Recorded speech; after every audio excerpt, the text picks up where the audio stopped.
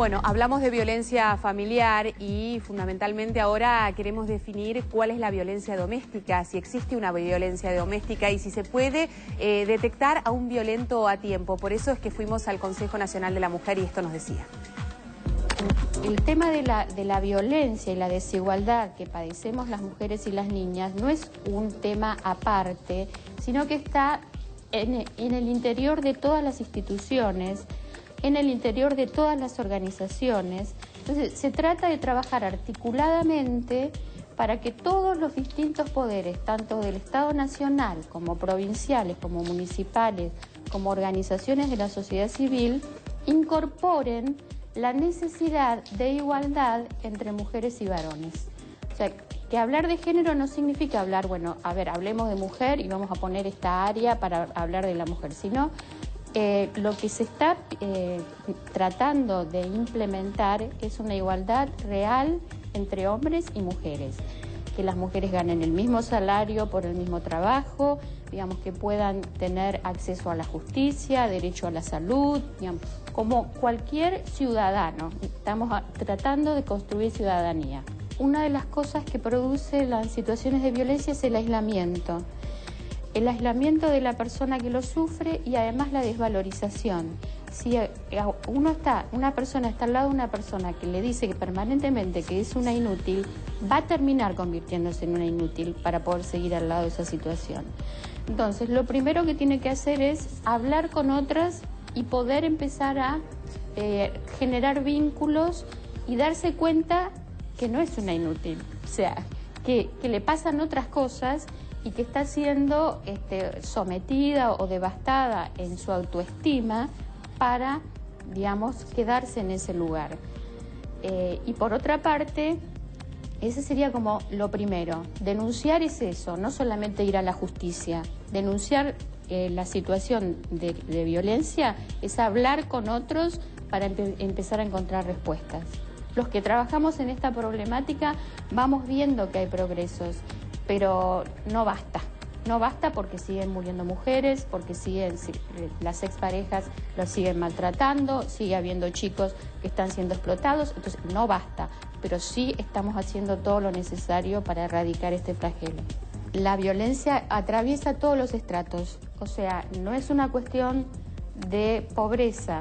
En todo caso, la pobreza produce más vulnerabilidad y es un efecto mayor, pero la violencia atraviesa todas las clases sociales, todas las razas, religiones, clases sociales. Eso es muy democrática en ese sentido. Es terrible. Definitivamente la pobreza genera más vulnerabilidad porque a la hora de tomar la decisión, seguramente la decisión es más difícil por otro tipo de complicaciones, no porque sea más difícil desde lo psíquico, sino que es más difícil desde lo práctico, ¿no? Porque es más complicado irse de la casa, porque es más complicado mantener a los hijos, porque es más complicado una cantidad de cosas. Pero para eso existen cantidad de fundaciones y consejos nacionales de la mujer, tanto en la provincia de Buenos Aires como en la ciudad de Buenos Aires y en las distintas provincias, que justamente han sido creados para contener y para dar contención a este tipo de personas. Y no hablamos únicamente del género, no hablamos de las mujeres únicamente, estamos hablando de los niños y estamos hablando de los hombres, que también son violentados de alguna u otra manera o han sido violentados por otros hombres.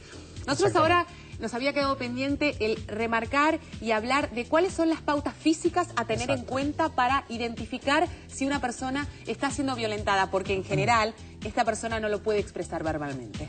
Bueno, sobre todo con el tema de los chicos, el maltrato físico se produce ante situaciones de mucho estrés. O cuando son muy chiquitos, que lloran mucho, o cuando se portan muy mal. Entonces, lo típico es ver a un chico que consulta a una guardia o algún hospital, pero la historia es medio inconsistente, ¿sí? No se explica por qué tiene determinadas lesiones con la historia que en general relatan los cuidadores o los padres. Perfecto. Entonces eso es muy importante porque es la primera pauta de alarma que nos hace. O sea, que van por una fiebre, pero en realidad vos al revisarlos te das cuenta que hay otras lesiones. O alguna fractura, que es lo más común, sobre todo las fracturas en tallo verde, que es cuando no se rompe el hueso, sobre todo porque está el cartílago de crecimiento en los chicos, y eso se debe a que les retuercen sobre todo los brazos, ¿sí? Para que se porten bien. Bueno, ese tipo de lesiones en las costillas, no tienen que ser solo huesos largos, ahí estamos viendo los distintos tipos de fracturas, pero también es muy importante el tema de las fracturas de cráneo, ¿sí? Que a veces se ven nada más que en una radiografía y se ve como una pequeña linita y no tienen... golpes contra exactamente. el piso. Estamos hablando en general de una diferencia física enorme, de la violencia que ejerce un adulto sobre un niño, entonces es inmensa el daño que se le puede hacer. Y también otro tipo de lesiones que ya son más raras, quemaduras. Pueden ser quemaduras de cigarrillo, pueden ser esas quemaduras que uno no entiende cómo se produjeron, y sobre todo en el tronco o en la espalda. Y también es muy importante prestarle atención al tema de los hematomas, los famosos moretones. ¿Por qué es importante? Porque los hematomas, que son pequeños acúmulos de sangre que se producen debajo de la capa superficial de la piel, van cambiando de color a medida que pasa el tiempo. Sí. Entonces empiezan a ser rosados, después son violáceos y terminan con un color amarillento, verdoso. Y eso nos habla de lesiones viejas. Entonces, si nosotros revisamos un chico que viene por una fiebre o viene por un catarro y le revisamos la espalda y vemos este tipo de golpes, nos tiene que hacer sospechar y tenemos que tratar de descartarlo con, sobre todo, servicio social. Ezequiel, preguntarte una cosa que me parece fundamental, porque uno te escucha decir esto y decís, bueno, ¿y qué decisión uno toma frente a esa situación? Bueno, o sea, vos recibís un nene y sos un adulto, sos un profesional. Exacto. Y estás viendo estos signos y estás viendo a esta mamá que posiblemente está temblando y que no tiene un discurso concreto porque en realidad está llevando a su bebé que ha sido maltratado por su padre, por su padrastro, por su abuelo, en fin, no importa. ¿Qué hace el médico? ¿Qué hace, por ejemplo, la maestra que se da cuenta y posiblemente sea la primera en darse cuenta de esta situación? Está la ley de protección contra la violencia familiar, que lo que obliga en los casos de menores es hacer la denuncia. ¿Sí? Tanto maestros, profesionales de la salud, un fiscal o cualquier otra persona hoy puede ir y denunciar.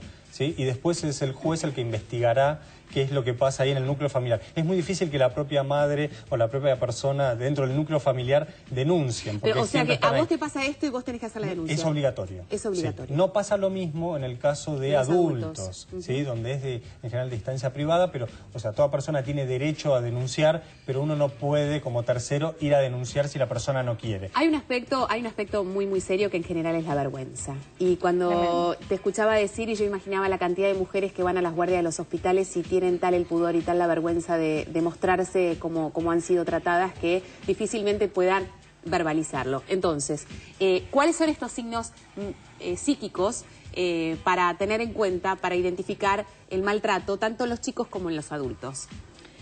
Sobre todo este aplastamiento psíquico. Lo que se genera en la persona maltratada es el síndrome de estrés postraumático. ¿Qué sucede en esta persona? Está como apática, tiene como una anestesia emocional. Ella sabe que está viviendo algo de esto, pero lo toma como natural y como desafectivizado, como si fuera normal. Muy baja autoestima, sin desganada, poco arreglada, de difícil acceso, muy débil psíquicamente, digamos, enseguida llora, está escuchándonos y de repente tiene un ataque de llanto muy fuerte y no puede enunciar, su propio llanto la ahoga.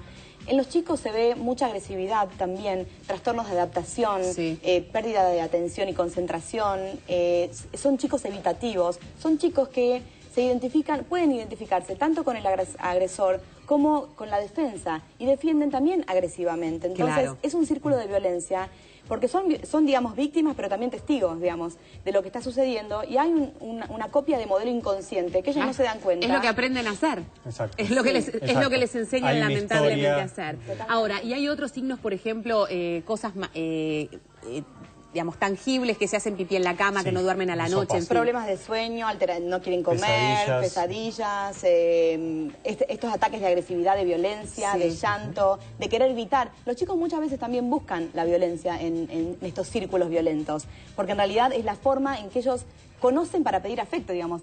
El golpe es un contacto, es un espanto lo que estoy diciendo, pero en realidad están buscando que los toquen, que los agarren. Como no saben pedir amor de otra manera, esta es la forma de relación que conocen. Entonces se genera todo un círculo violento donde estos chicos también, en vez de irte a abrazar, te pegan una piña. Exacto. Hay mensajes, escuchamos.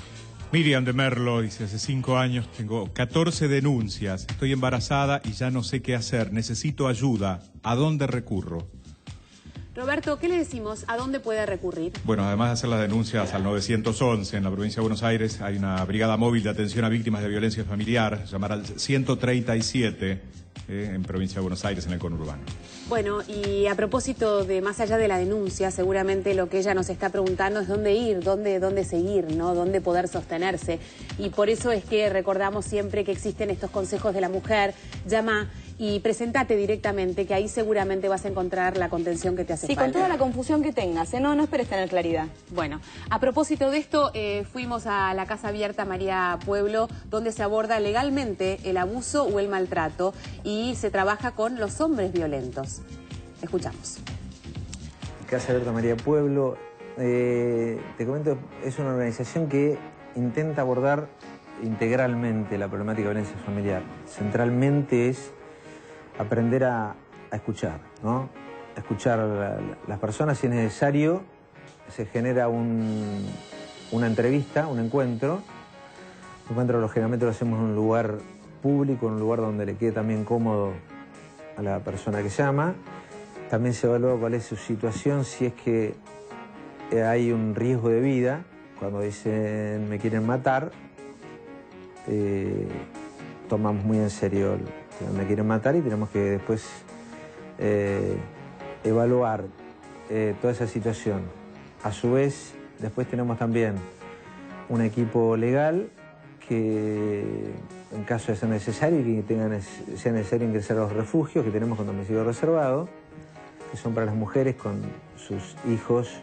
Después también tenemos un equipo de capacitación donde intentamos desde ese equipo tratar de instalar esta problemática en la comunidad, capacitar a los efectores tanto del Estado, policías, de la justicia, incluso hacer intercambios y tratar de instalar en la comunidad para que sea identificado esta temática como un problema, ¿no? Hay un profundo entrenamiento cultural para no ver esta temática. O sea, es una temática que genera no solo muchas muertes, o sea, la Argentina es el tercer país en el mundo en porcentaje de muertes que genera por año es por violencia machista. Y si la comunidad no toma conciencia de este tema como un problema social, va a ser muy difícil que el Estado también lo tome como un problema social. Generalmente el Estado no aborda un problema hasta que la comunidad no se apropia de ese problema y presiona al Estado. Así han sido el avance de todos los derechos sociales, ¿no?